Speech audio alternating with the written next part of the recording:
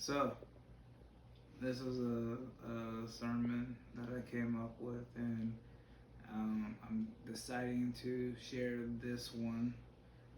Even though I have another one that's still pretty good, but this one is very special because it deals with a very sensitive part of our body, which is our heart. The heart is what we know is gives us our thoughts, our joy, our happiness, love, all the good feelings. But the title that I have for this one that I came up with is called The Broken Heart. And the little story that I have, I'll have to read it verbatim. It's two parts to it, so please bear with me.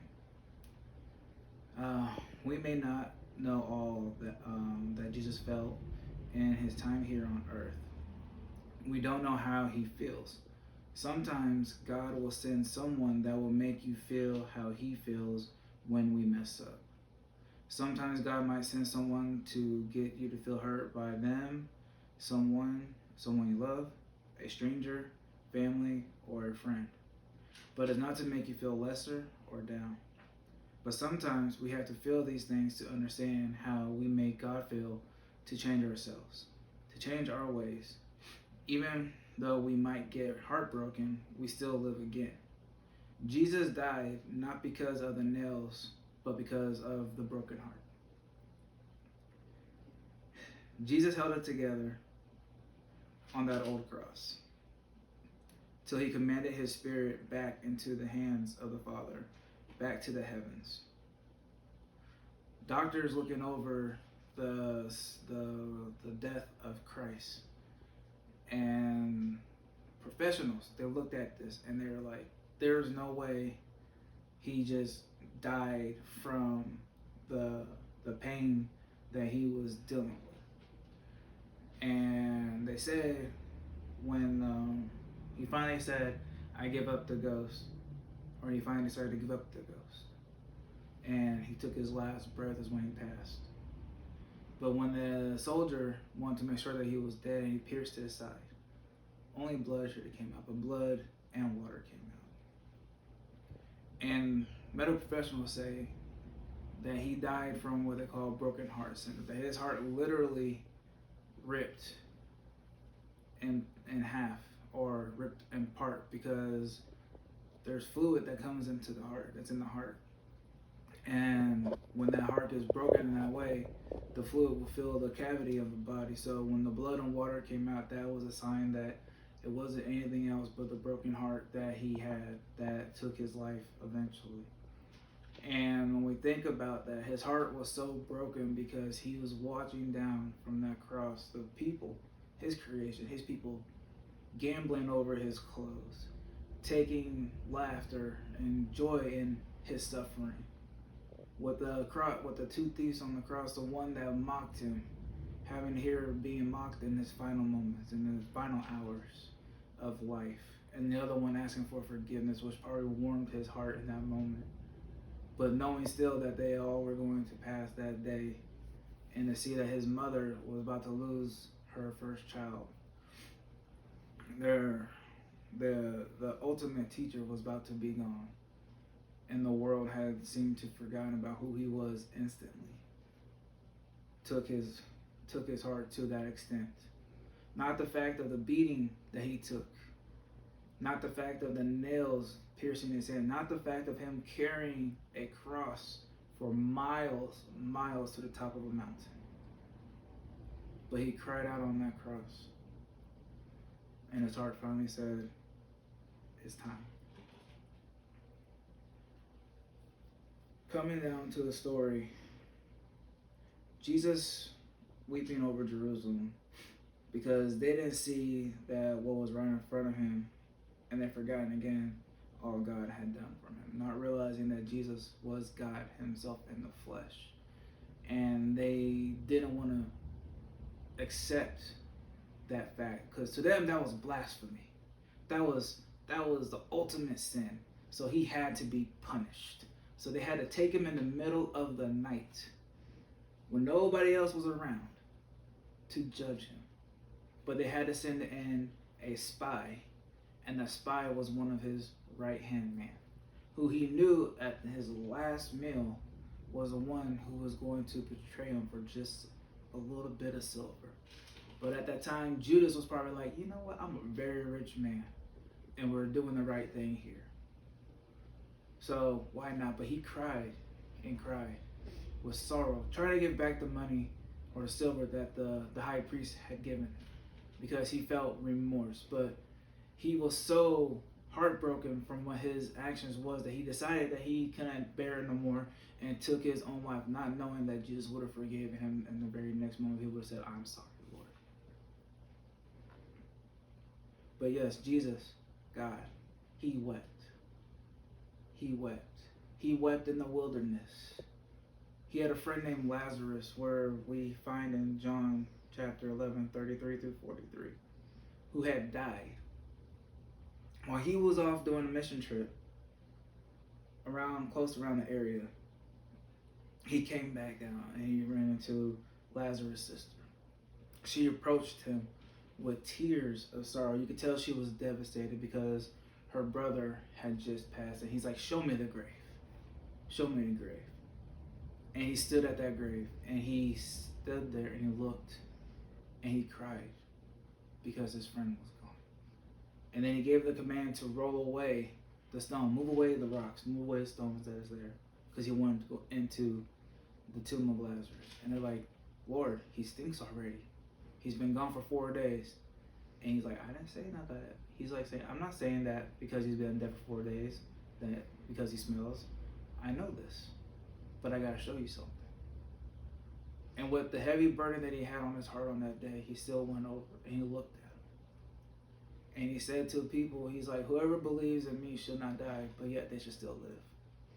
And he reached down and he kissed him upon the head, and he came back into life. The breath of life came back into him. At that time, people were probably like, this is crazy. But Lazarus' sister was probably just overwhelmed with joy that her heart was mended all over again, because her brother is now back to life, having another chance at life. And I would probably imagine that Lazarus cried out too with happiness, because his friend gave him a second chance again. And God always gives us second chances, and he always finds ways to come and mend our hearts. But pastors, ministers, people of the word, they still even cry. They cry because they have that burden for the lost. They cry because they have to bear so much upon themselves, because they're in charge of a flock, or they're helping out with the person who's the head of the flock, who is the spiritual insight to everybody and underneath their hand, their care, because God has entrusted them with that ability, that responsibility, that charge.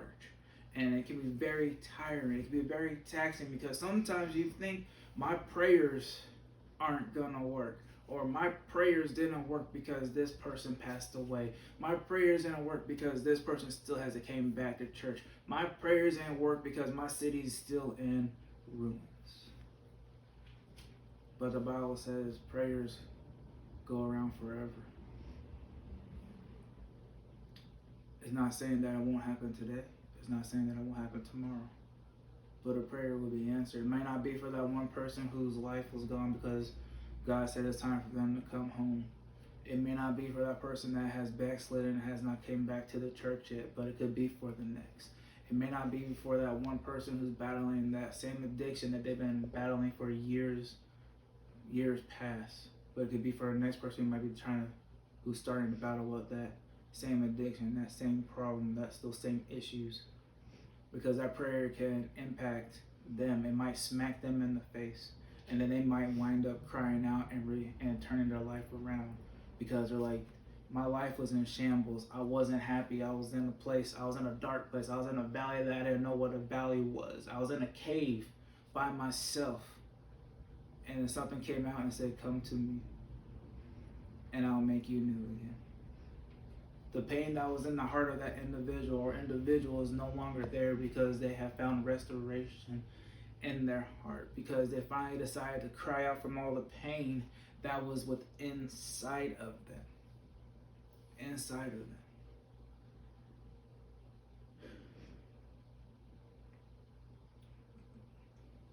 The prophet Jeremiah, they call him the weeping prophet.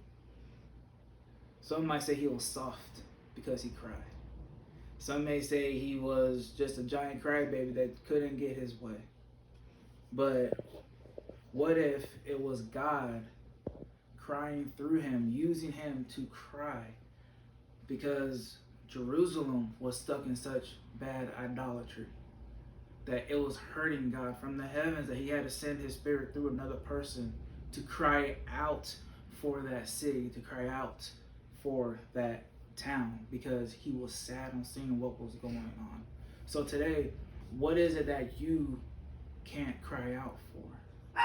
Is it because you're afraid to let go? Is it because you're afraid that somebody's going to think you're soft or overly sensitive?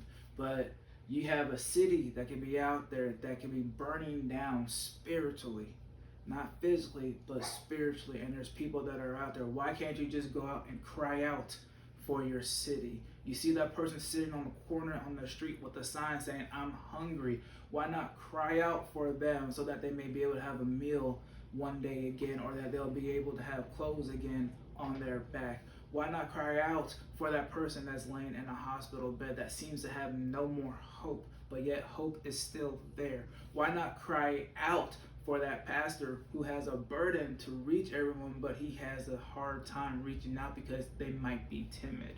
Why not cry out for your church, for the people in the church to be able to make the changes in their life that they still need to be made? Because why too many people think there's too many hypocrites in the church? But yes, there are hypocrites in the church, but guess what? The hypocrites in the church are crying out because they want to be changed. They don't want to stay the same. They don't want to feel the same. They don't want to live the same. They want something different. They want something more. They want something more better, because God has promised to us, Jesus has promised to us, that he is going to prepare a place for us that is not, my God, he's preparing a place for us that is going to be even better than here, that is going to have a life that is a promise of more abundancy, more abundant life. But we have to be able to take that moment to fall to our knees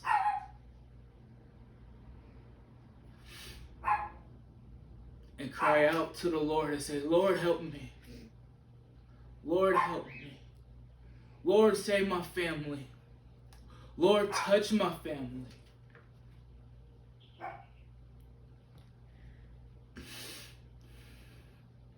Jesus, I need you. Jesús, yo necesito a ti.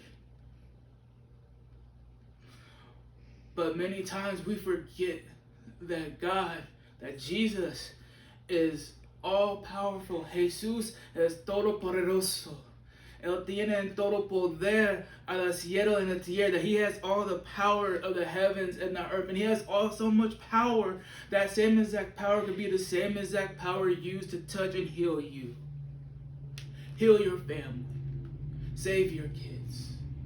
But we have a hard time of not wanting to cry out because we don't want our hearts.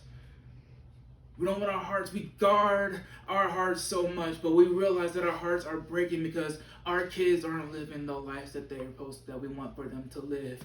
Our life isn't going perfectly, but it's okay because God never promised us something that's going to be beds and roses here in this world. But we have somewhere else, which is called heaven, which is going to be a bunch of beds and roses with their own mansions, may I say. But at the same exact time, we must learn to start crying out for the things that we need in this world to change. There's not going to be a change in this world if the world itself can't see how hard it is. The world won't be able to be impacted until the church, the body of Christ, can cry out. Cry out as a one, not as an individual, but as one. Cry out to say, God, help this world. Help my country. Help my city. Help my state. God, help the people that are lost, that are out there still, that don't know any other way to go. God, help us. Help us. And He'd be willing to help us, but this generation is so stubborn.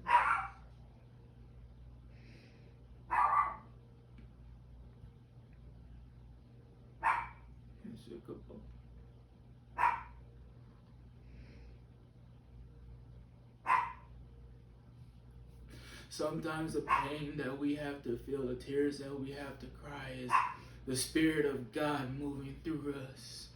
It's the fire of God cleansing us, refining us all over again, getting us ready, preparing us to be able to go out and do exactly that what we need to do. But we can't do anything until we decide to make that change. Lastly, the last broken heart that I want to talk about is of Peter.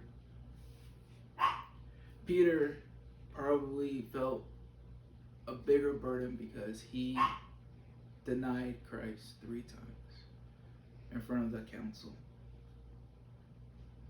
3 times, and he had to sit there and watch the judgment be handed down upon Christ unjustly.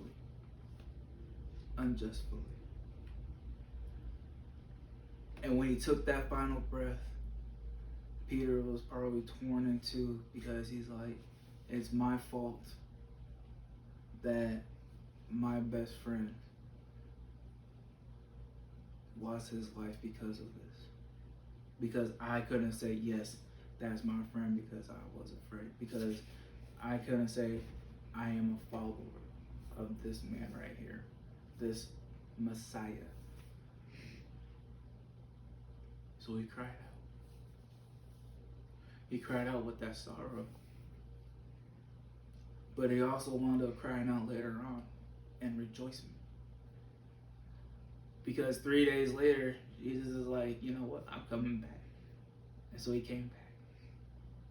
Just imagine all the tears of joy that came on that day that he came back, on that 3rd day, when he came back and said, surprise, I'm here, everybody. Just imagine how many people fell to their knees crying because they realized this man really was God. This man was really God right here in the flesh with us, and we didn't see it. How many people do you think started to cry out and asking for forgiveness? How many people do you think cried out and started shouting because they were like, this man just gave the ultimate victory? How many people do you think started to cry out because the man that raised the dead, that healed the blind, that gave life to a clay bird, and told everybody to get out of the room because this young damsel right here, she isn't dead, but she sleeps, and he woke her back up again? How many people do you think were ready to start dancing like they were already on the streets of gold? But it took for one man, one person's life to end and restart again, and then to eventually be descended back up into the heavens again, to be able to have people cry out. The city of Jerusalem cried out. So the city that you're in today, the place that you're in today, your temple, your body today, cry out. Cry out. Because having a broken heart is what we don't have to bear with. Jesus does not want us to have a heavy heart or a broken heart. He wants our heart to be full and towards Him. So cry out. Cry out. Amen.